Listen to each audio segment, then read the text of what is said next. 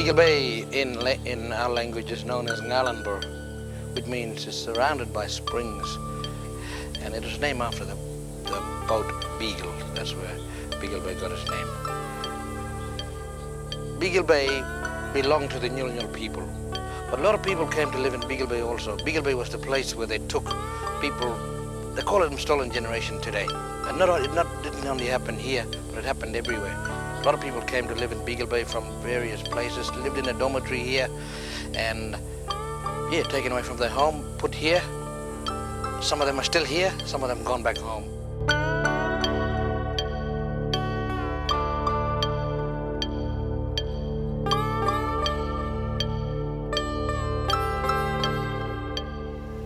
We're in a very historic spot in Australia and the scene of a glorious missionary endeavour. Beagle Bay Church was built in 1918, but the history of this spot goes back almost 30 years to 1890. With the arrival of the Trappist monks, Cistercian monks, a team of them from France, to begin the first mission among the Nyul people here in Dampier Peninsula. They made a French Nyul dictionary and won the confidence and respect and allegiance of many of the people. Within 10 years they decided for their own reasons not to continue. And it was the German Palatine missionaries who took up the challenge in 1901. They're the ones then who built Beagle Bay Church. They carried on until the 1970s when history moved on and when the community got self-administration. We're at the old building at Beagle Bay. This was, in the early days, was Beagle Bay Mission. And this old brick building here, they all made in Beagle Bay by the old people. We had a dormitory for the working boys, and the girls were in the convent. They were put in the dormitory until they got married, and they lived out in we used to call a colony for married couples. Mum, she was from Derby, from the Ningina tribe, and yeah, she was stolen generation. Where all these children got stolen away from the northeast Kimberleys, brought here to Beagle Bay, and that is where she found my dad. They had strict rules, and everybody, was real educated properly, and respect for one another. Mostly they were all in one, big family, one big family. Then the children who came here were brought here by the government, so-called protector of Aborigines, and by government policy. Some were brought here by their parents, willingly and gladly. And here they did get the best care and attention from very loving Irish sisters. When the missionaries established Beagle Bay, the Aboriginal people were very much at the mercy of the pearlers, the sex trade in Broome at the time, pastoralists, where they were used virtually as slaves so often. At the time, the real protectors of the Aboriginal were the missionaries.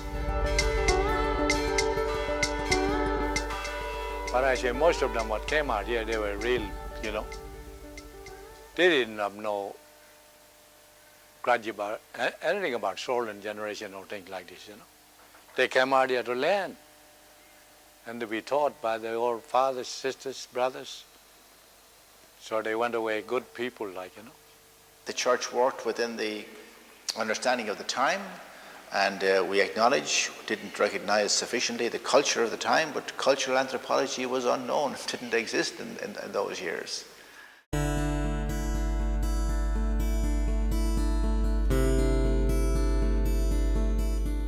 Life in Beagle Bay was beautiful, very home, had family members all around. Happy times, really happy times then.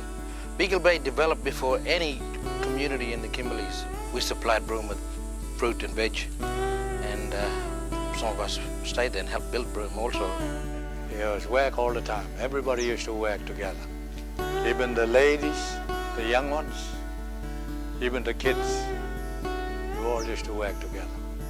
Everybody had a job, everybody had a trade. If you were a young bloke then, you'd be out in the workforce learning a trade.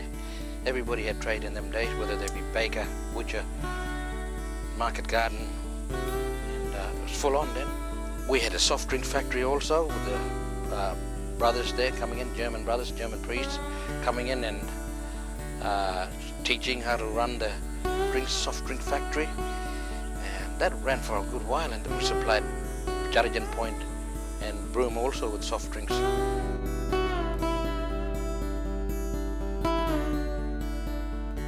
Here, this place here in the spring here, this is a natural nursery, barramundi nursery. And this place supplies the Dampier Peninsula and Broome with barramundi, so you Broome are lucky catching barramundis.